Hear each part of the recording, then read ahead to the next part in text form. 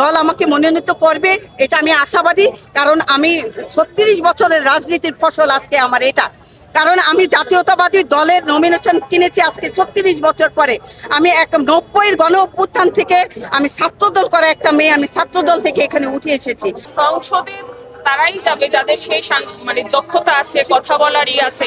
এই জন্যই বলেছি যে ডেডিকেশন, তারপরে এডুকেশন। এডুকেশন বলতে তারাই যারা কথা বলতে পারবে, সেই ন্যূনতম যোগ্যতা অবশ্যই আছে, সেটা সেই দিক যেন বিবেচনা করে দল।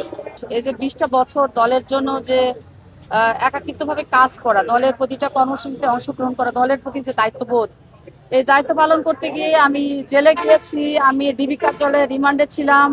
আসলে এই যে তৃণমূলের সাথে যে কাজ করার অভিজ্ঞতা রয়েছে, আমি মনে করি যে দল আমাদের মতো ত্যাগীদেরকে মূল্যায়ন করবেন।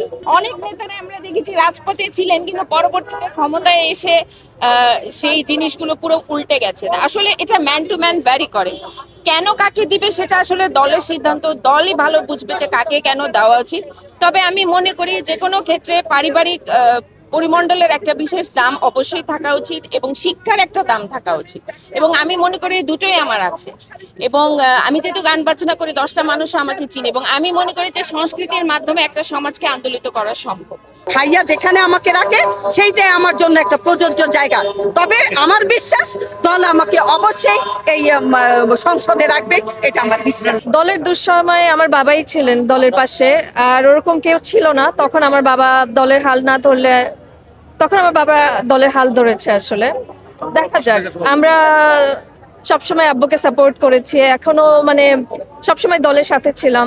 দেখা যাক কি হয়। বিএনপির প্রতিষ্ঠা লগ্ন থেকে এই পর্যন্ত আমি দলের জন্য কাজ করে আসছি। আমি একজন শহীদ পরিবার, মুক্তিযোদ্ধা পরিবারের সন্তান।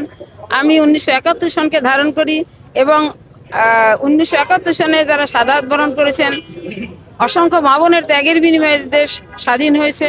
সেই স্বাধীনতা সংগ্রামের যে মা বোনরা ক্ষতিগ্রস্ত হয়েছে, সেই থেকে এই পর্যন্ত এখন পর্যন্ত এদেশের মা বোনরা ঘুরে দাঁড়াতে পারে না। আমি সেই অসহায় মা বোনদের পাশে দাঁড়াতে চাই। আমি তরুণ প্রজন্মকে 22 বছর ধরে পড়াচ্ছি, হাজার হাজার শিক্ষার্থী সারা বাংলাদেশে আমার ছড়িয়ে আছে।